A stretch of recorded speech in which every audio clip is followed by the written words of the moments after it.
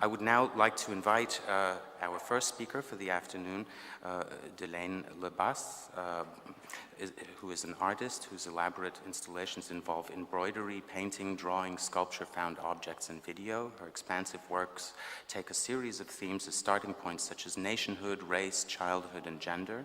Through her artistic practice, the British Romani artist seeks to come to terms with stereotypical perceptions of Roma people, their perennial homelessness, and the intolerance to which they are subjected, particularly in the context of Great Britain and Europe. And during her talk, Delaine Le Bas will speak about what this actually means and how she challenges the confines of the contemporary art establishment, adopting a language that is maybe considered as something that's lagging behind or too raw to pass through the doors, and then through the discriminatory doors and through the bourgeois filter of quality. Delaine.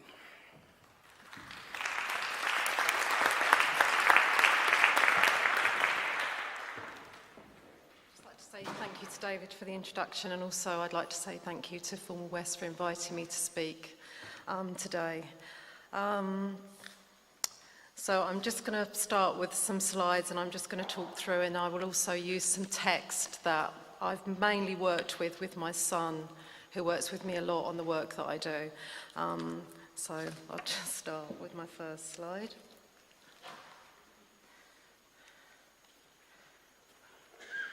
So navigating a non-Roma world as a naive, as a self-taught, as an unconventional human being.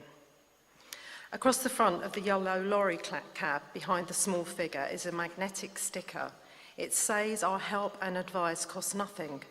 The costs part of the sign is not visible, but the statement in some ways to me sums up something that needs questioning concerning my own community. Communication. Always seen from the position of holding our hand out for something. What about asking us what we have to offer as a people? We are survivors. We've survived genocide, slavery, transportation, just for being who we are. Extreme poverty, segregation at every level of society. Racism historically, currently, continually, and yet we are still here. But how many people know this history? We are experts in survival, experts in recycling, experts in maintaining dignity without resorting to force or violence to maintain who we are as individuals and as a community. Continually making the best of negative and bad situations, navigating and surviving all the structures that are set up to continue our repression. Ask the question. Be positive always. See even in a negative situation as a way of learning, a way of moving forward. So this leopard girl in her mask and pretty dress is my reclaiming of that space, a space made negative by outside forces that will become positive by artistic means and practice. One of these leopard girls is to be seen this week on the U8 station at Schoenstraße in Berlin. They are an everyday part of my world created within my space, but out in the real world telling a story. And by being in these public spaces, literally thousands of people will see and witness her presence and her story. From the gypsy camp to the outside world, I remain part of this world. I've also stepped outside of it. Image of a truck with scrap taken at the Jumbai in Budapest, December 2006. So what is this, a truck with scrap? A means of work, a means of earning a living, or a sculpture in a public place? I have spent my life surrounded by this type of material, the inventiveness of necessity, creative invention, not within a workplace space, but within a living space, working with rubbish, cast-offs, and improvising with this, reinventing, recycling, long before it became a buzzword for saving the planet. This is where my parents live, my parents' home, our workplace, a home for us all. My installation titled No Place Like Home. It was made completely from materials at this place. Constructed by my brother in approximately less than an hour in the gallery space. A reality, art reflecting life, life as art, one and both at the same time. There is no division for me. My work, my life, my art, completely intertwined.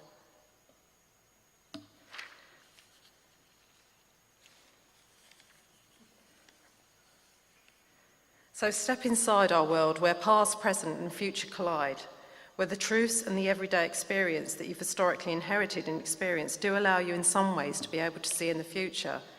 There is always a looking and talking of history, but how come this is not learned from? We live surrounded by history, we live within its structures, but do we learn? I've been taught since an early age to construct from this, to build, to learn from the mistakes, not to repeat them, to move forward, looking back as a means of motivation towards the future. This year at Appleby Horse Fair, which is where this photograph was taken in England, my son's friend who was writing a book with him came with us and described it as a Shakespearean anarchistic fair with all the outward appearances in some ways of many traditional aspects of British culture and British fairs, but with an undercurrent of spontaneity, vitality, and with a true sense of anarchy. Strange this was to me to hear him say this, because in Shakespeare's times, under the reign of the Tudors, it was a hanging offence to be a gypsy or to associate with them. Was it because of this feeling, this undercurrent, this not being part of the status quo, wanting to navigate the world in a different way, to be free in a way that even then was not part of the rigorous and constraining structures and hierarchies of society? This living space is also a working space, a mobile space, mobility and flexibility to travel. You have what you need in terms of fuel, you use exactly what you need, and you buy it as you need it. You are not part of the framework, you exist outside of its confines, but this obviously is outside of the structures that control the day-to-day, the 9 to 5. You are not within these control zones. Dome tent on the back of a flat trolley being pulled by a horse, again taken at Appleby Horse Fair 2012. Free thinking creativity, or creativity out of necessity for living. But is this still art? Sometimes I look around myself and see art everywhere. Human beings as freedom beings, to quote Joseph Beuys, transforming and reshaping the conditions, thinking and structures that shape and inform our lives. This is happening now, this minute. Navigation of a place in the world where you have to transform and reshape just to survive. To be mobile, mobility that many will now have to experience in order to survive the current financial situations. Flexibility to earn a living. To have the ability to grasp the new while maintaining skills that are seen as old-fashioned or of no use.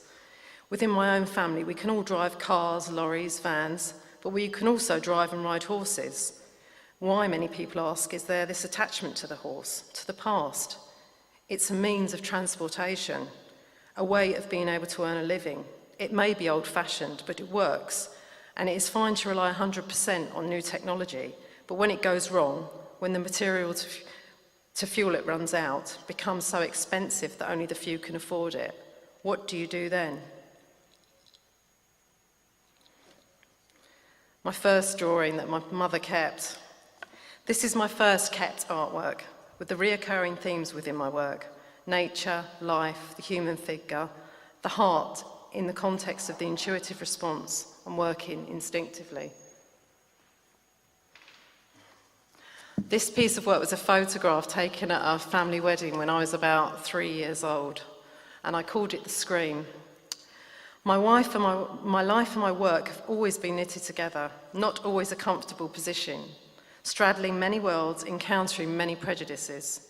Being a fighter has its compensations in resilience. There are many ways to fight. In this, I know I am not alone. Many people have this capability from encountering prejudice and the many insidious as well as obvious forms that it takes. To channel this energy into positive battles is the task. School photograph. Thrown into the arena of the world, even at this young age, performance was part of my structure for survival in a world where I realised immediately, within a school environment, that difference of any type was scorned upon and segregation had many ugly faces. But even so, I was never afraid to speak out about who I was and where I came from, and that difference was something to celebrate, to join forces with others in, and to recognise that you are not alone in any way. This is strength. In navigating the structures and opposition many face, success and the finding of allies in this place of suppression is a positive force.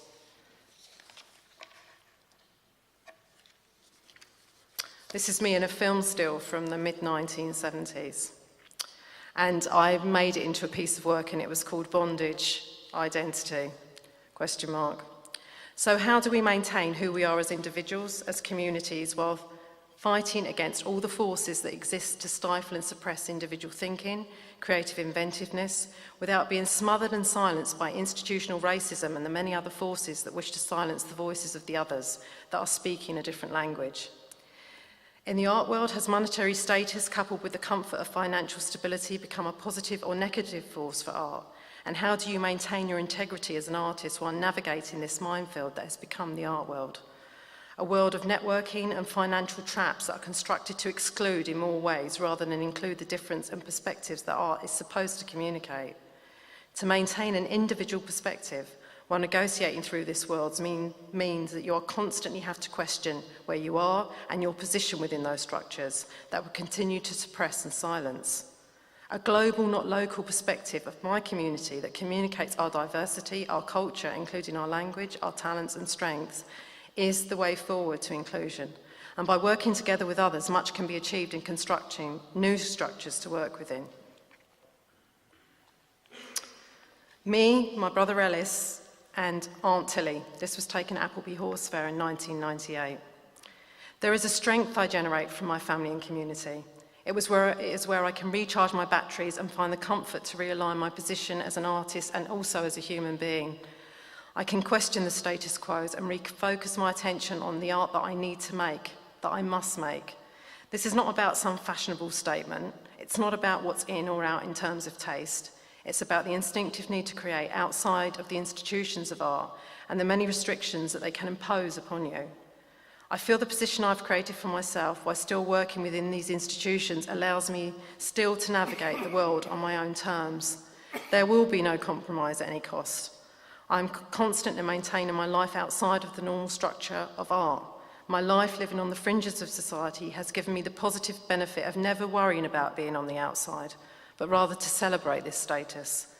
To know that if I needed to, I can find means of making work by generating income in other ways, and in turn add to my artistic practice. Underground poster that I produced for a project called 100 Years, 100 Artists, 100 Artworks, and it's called Metropolitan City. So I continue at times to work underground, going underground, being underground, taking different tracks to discover new ways of doing things, new ways to create new structures to exist, and to create new structures that question the existing ones that surround and try and crush us. I have a big archive of things that I collect, and this postcard is one of them. Structures within structures. This postcard represents to me and captured my idea of these structures as soon as I saw it. It was one of those images that I collected and physically stored away, but mentally, constantly carried it with me. It also speaks the idea of religious or political structures containing and swamping those other more naturally evolving forms that it cannot control or contain within the limited visions of what the world could possibly be, with more fluidity and flexibility, beyond the limits of a white Western perspective. So ideas were forming in my mind of how to work with this idea and make it visible in many aspects, both inside and outside gallery spaces. The walls can be invisible. I created this structure for an exhibition called Living Together. So today, where many people are living in structures like this is a reality. This structure physically represents an actual real living space placed within a gallery setting. This mixing of reality, the two combined, constructed from found objects, packaging, and very often the walls built from previous exhibitions. The title for this work is The Walls Can Be Invisible and comes from ideas of all the walls of racism and exclusion, which do not all physically exist. Many are within the minds of people, and even when it appears that there are no prejudices held, by gently scratching the surface, they will be found. Witch Hunt. This is an ongoing project that I've had, and this is one piece from it, which at the moment is on show at Gwangju Biennale in South Korea. Continuing with these themes and working with different spaces, the structures have developed and morphed to be able to be completely flexible in their nature of how they can be constructed and how much volume and space they can be constructed within. Dealing with multiple issues of fitting within the constructs of existing ideas and limited spaces, these structures can navigate into different spaces and can be constructed inside and outside. Their fragility, another comment on human nature and its ability for destruction. So how do we change the entries into these institutions and structures that maintain a policy of exclusion, which, though not openly stated, exists, with keep out screaming in so many places and with different voices? How do we break through? We move the entry points, we redirect, we make our own entry points. We don't sit and wait, we construct our own new flexible structures. We speak the truth, we change the dynamic, we engage with the truth. We confront what lies beneath the surface, we scratch this surface, we irritate it, we provoke it, a reaction. And as our Valley Export says, art is not done to please society. We work with this. We open doors, asking questions. We create artworks, we make performance, we write creatively and inventively about the situations that confront us. We use history, stereotypes, and we use humour. This is a collage for a project called Safe European Home, which myself and my husband produced and was positioned outside the Parliament building in Vienna last May, June. So when the opportunities arise to create these structures within the boundaries of structures that exist supposedly maintain our freedoms, we embrace this chance. And I'm just going to read, we produced a magazine for the project, and which involved all the different NGOs and other partners that were involved, and other artists as well that were involved in the project. So I'm just going to read from the introduction from the magazine that I wrote. We live within structures all of our lives. Other structures surround us, comfort us, suppress us, contain us. What about the structures that give us the freedom to be ourselves, to create new dialogues, to be part of the world in an equal but interesting way? There is more than one way of being in the world. It doesn't have to be about fear, control, and repression. There is a space for everyone. Knowledge and education is for all, but can take many forms. This is the difficulty, to be open to the possibilities that do exist, opening doors instead of closing them. Potential is there, sharing knowledge, culture, art, not just for the chosen few. At this time, political and financial crisis surrounds us. Oppressive regimes are being removed, some fighting on to maintain their power. People are not afraid, even at the cost of their own lives, to speak up for what they believe in. Recession collides with racism like the old allies they are. It seems almost everywhere, looking for the same scapegoats they've historically targeted and found. The Arab Spring continues in the Middle East. So in Europe, Fortress Europe, how safe is your European home? Political scandal and financial ruin face some and potentially many of the European states. The Celtic tiger is now like a lamb to the slaughter. Desolate new housing estates, unfinished, lay open to nature's elements, looking like some abandoned mining town of the American Midwest. Refugees and asylum seekers knock on the doors of European states, only to be treated like rubbish without even a bin to find refuge in. Deported late at night with a small bag of possessions back to a country where all you remember is persecution, hate, death, and where your children do not even speak the language. Imagine that. Put yourself in that place. Imagine you don't have a safe European home. For the Roma within Europe, nothing seems to change. Racism, segregation, degradation are ongoing, and the struggle that has crossed centuries and continents continues. But we are survivors. We must be, or we would not still be here. We can be the masters of our future destiny if we learn from the past and have the will to move forward into the future with a new vision. We can all be part of a transformation, learning from our historical mistakes. We can reform and create new freedoms that are movable structures, living, breathing structures, where lives can be seen with new potential. We can create a safe European home for anyone who wants to be a part of it. Anything is possible. You just have to have the imagination and the shared will to create the conditions for it to happen.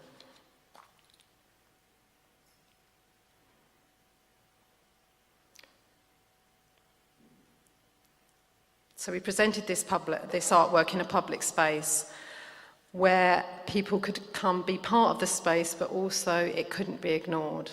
And I have a short film of what it looked like if you were on the tram going past it.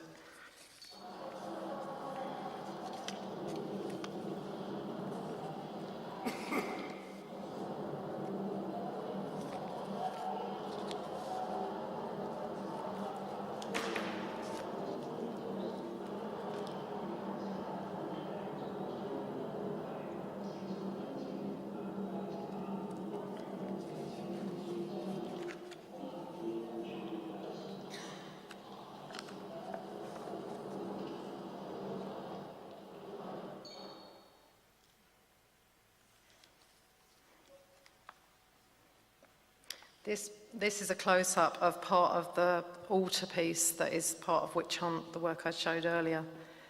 And if we are asking the question of what is art, isn't this not the question? The cost of economic growth, directly connected to what is art at this time in history. Economic growth in art, at what cost? Money, power, art. Are not all three of these now joined? Pick up any art magazine filled with advertisements for expensive cars, accessories, and fashion houses. Who is buying this? What structures are in control? What would Dubuffet think of art lying down in this bed that has become so comfortably made for it? Has art become a victim of this? Has it become part of the elite, money-orientated structures that it's supposed to rebel against? Or is the rebellion seen as just another fashionable statement that is in this season? Has art become the new fashion where from season to season, this is the style? This is the altarpiece from Witch Hunt. The power of religion, the power of armies at the call of governments to control at will. We are surrounded by this from the cradle to the grave. We are even wrapped in it as children to have our sweet dreams. Exposing these truths, even though many may protest at what we do. Witch Hunt as an exhibition has provoked much discussion and many comments. The negative and positive we've used to create text for a publication that was made. The following, which I'm going to read, is a reply to a letter of complaint that contained all the issues that were hated about the work and also liked about the work in the comments book that we had. And this piece was written by my son.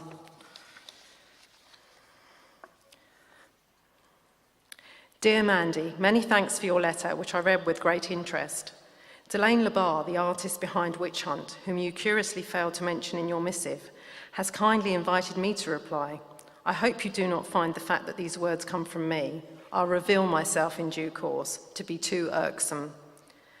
May I, firstly, congratulate you on your continued and noble use of the typewriter, and I hope you soon find command of the proper powers of spelling to further ennoble the act. Sadly, the Luddite movement came a little after my time, so I shall stick to the laptop computer, which you shall be proud to discover is now widely utilised by a range of minorities, including, perhaps most surprisingly, the Gypsies, as well as the Welsh. We're referring to the Welsh here because at this time Witch Hunt was in Wales, and obviously most people now in Wales speak Welsh as their first language and not English. I see you dwell in Worm House, yet I take you were on the side of St. George and not the worm. I can even, thanks to the recent harnessing of the sun, use my computer here, gabled in my lonely tabernacle. I shall try to deal with your points in turn, but forgive me if I'm disposed at points to make outward forays from the track you have helpfully beaten for me. You mention the Elgin marbles and their pleasantly symmetrical home. How pleasant your sentiments are. I am sorry you found Delaine's asymmetric entanglements upsetting. For my part, it is a combination both of symmetry and asymmetry in the world which fascinates me, perhaps due to the lopsidedness of my upbringing and subsequently literary treatment. A word on that later. I am sure that if he lived, Thomas Bruce, the 7th Earl of Elgin and 11th in Kincardine, would be a great friend of yourself. He was also a great friend to international theft at a scale that would cause the most light-fingered fellow to blush. The symmetry of the Parthenon galleries has resulted in a certain transcontinental lopsidedness, you see, since the designs of the temple of Athena Parthenos builders have gone awry. Firstly at the hands of those Venetian cannoneers who blew the place to pieces, and subsequently at the hands of your friend Lord Elgin, who stole away her friezes, which themselves are most gloriously asymmetrical. How else might any tale be told upon them? Since the world, therefore, will fire its scattergun of thievery at objects and art, is it not appropriate that Mrs. Le Bas should scattergun the objects of her art back at the world? Do you not find the symmetry of this protest to its stimulus heartening? You mention the virginal calm of the traditional gallery surrounds, and how calm they often are, and deadening to the lively consciousness of children. Not so the manic, ribboned, and bright-dyed weavings of Le Bas, which, as their responses evince, enliven the infant mind. Right you are to grieve that children are implicated in the political vestitudes of our fallen world, but wrong you are to claim this is a lie. You may not have been forced into soldiering or slavery as a child, Miss Sable, but had you been, as many are today, I am sure you would have not forgot it. How Le Bas unchristians altarpieces and pseudo tribal bivouacs bore your blood. I suppose for the homogenizing, moralizing conscience, it is a fact difficult to bear that the world is grander and more complex than any single religion's vision of it could be, since the world must, of course, contain that vision rather than be contained by it. The world also contains diverse examples of the hazardous shanties of which you write. Le Bas, I believe, seeks to remind us of this, thereby removing us from the kind of serenity that may be rather dangerously uninformed, a state of this aesthetic sloppism which sometimes prevails in modern art. The juxtaposition of soft toys with a particular view of history is one way of challenging this. You may find this to be cod historical, Miss Sable, and you might be right. If cod in your understanding means downtrodden, I'm sure the embattled cod would sympathise. Your curious manifesto that Greenbelt legislation might be spiritualised and extended to apply within the gallery is fascinating and also telling. Is it actually the virtue of the Greenbelt that appeals to you? How so, since so many dwellings already exist within it? Or could it be its relative freedom from what you refer to as cultural sleights of hand? Even as I write, the good citizens of Meriden, West Midlands, protest to their hundreds, and there are only hundreds of them, at the purchasing of land near them by gypsies. Is the threatening of the green the issue here, or is it the dark and witching crafty souls that threaten it? I merely probe. By all means come to the gallery with turf and lay the sods inside symmetrically. I'll then recant these words. Will you think me disingenuous if I apologise for the hectoring tone of these words? I am no Hector, nor was meant to be, but I note that among the scholarly classes of the settled people, I am not even permitted to be myself. I am, as my creators were aware, a dark-skinned gypsy in aspect, though in dress and manners a gentleman, a rather pale-looking one these days, since few people believe this, though I think I shall stay here in my tent at Old Top Withens and wait artlessly for a time of a little less hate and fear.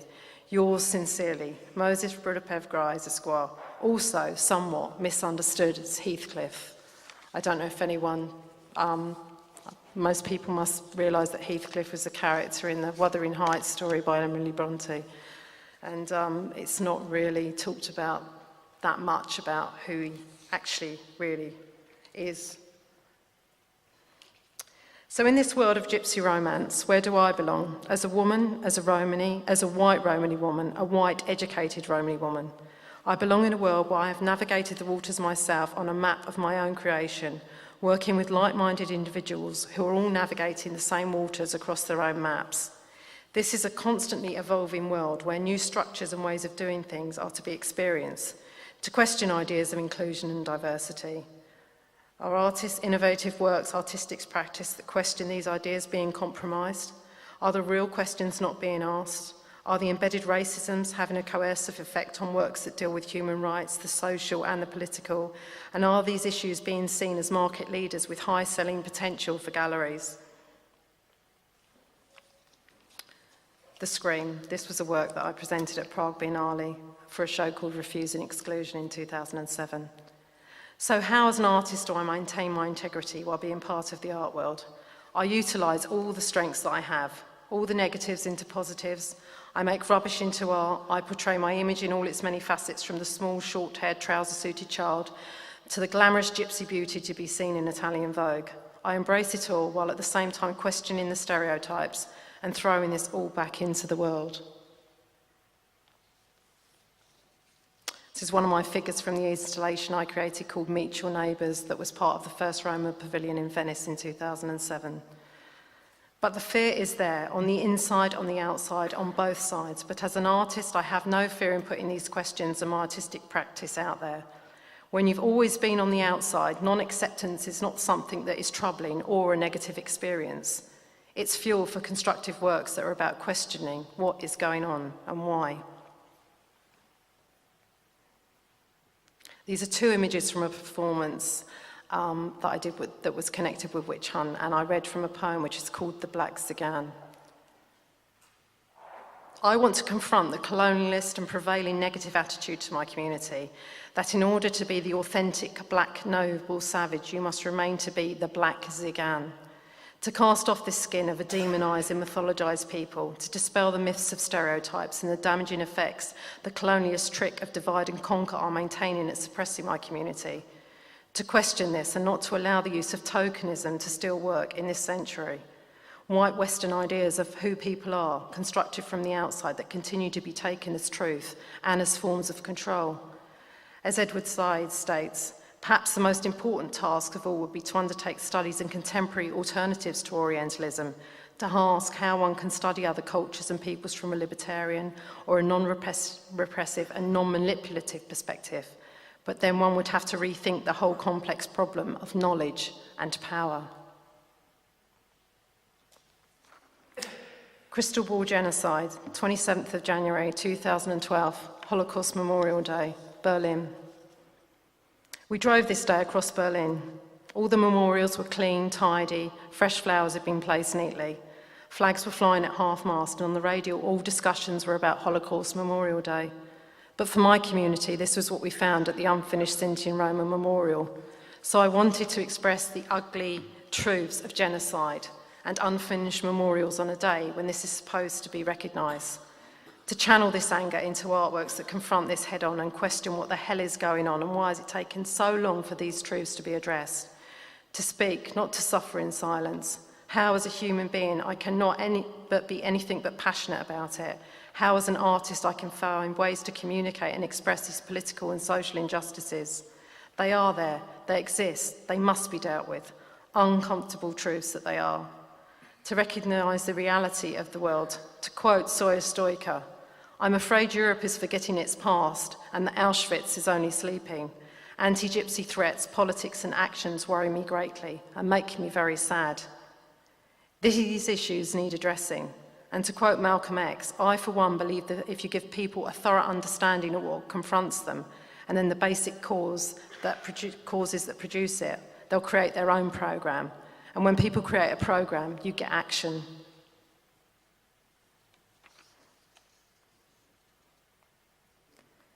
And all the time, I'm not afraid to be myself. I will not hide from who I am.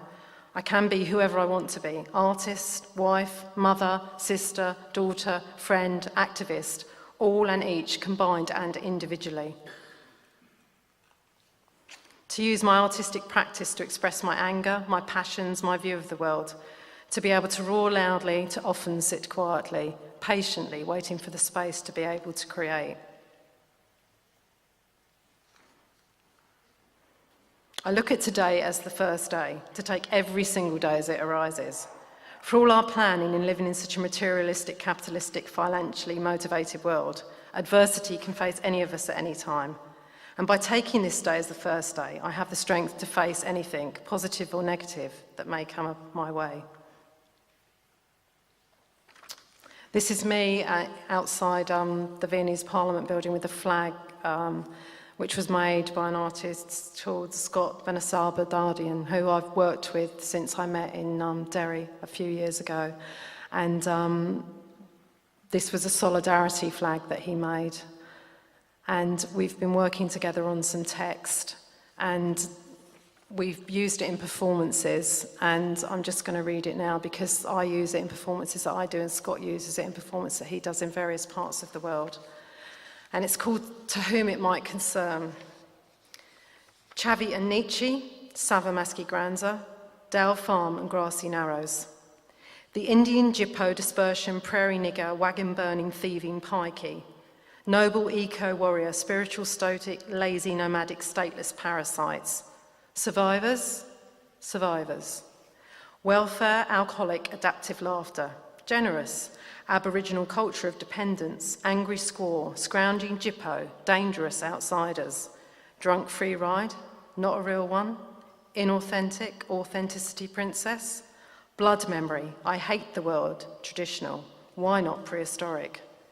Transparent holistic is starting to annoy me. Reciprocity gangster, bastardization of the dream catcher, self-government, creation story, white buffalo, crystal ball genocide. Animistic, exotic, authentic, authenticity. You don't look like a gypsy, relating back to who holds the key, to who is who. Sharing circles, we all do sharing circles. Black enough? Flute wisdom? I blame colonialism. Purity is certain. Slavery and transportation? I blame colonialism. Feathers everywhere all the time, death penalty, executions, tax dodgers, and an illegal lifestyle choice. Rubbish. Rubbish.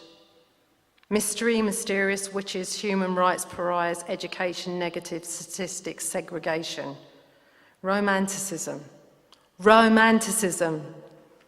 Dale Farm, grassy narrows, long backs, beggars, street people, flat asses, feathers everywhere all the time, creator, creation.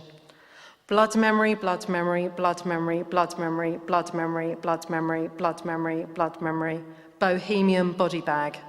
Poisoned water, primitive parasites. Blockade medicine, OKA. Caravans, fine for your family holiday, but not seen as somewhere you should want to live all the time. Stateless resistance history, the Indian problem, the Gypsy problem, and dances with wolves. Self-government, Colderash, Laksu, Manouche, Winnipeg, Romani, Roma, Sinti, Derry, Nidi, Kanata. Migiwich and Peru, Katuti, Chavi and Nietzsche. And I meant to mention that Scott is actually, he's First Nations and Anishinaabe, and so we've used a lot of things that relate to both to his community and my community when we're talking about things.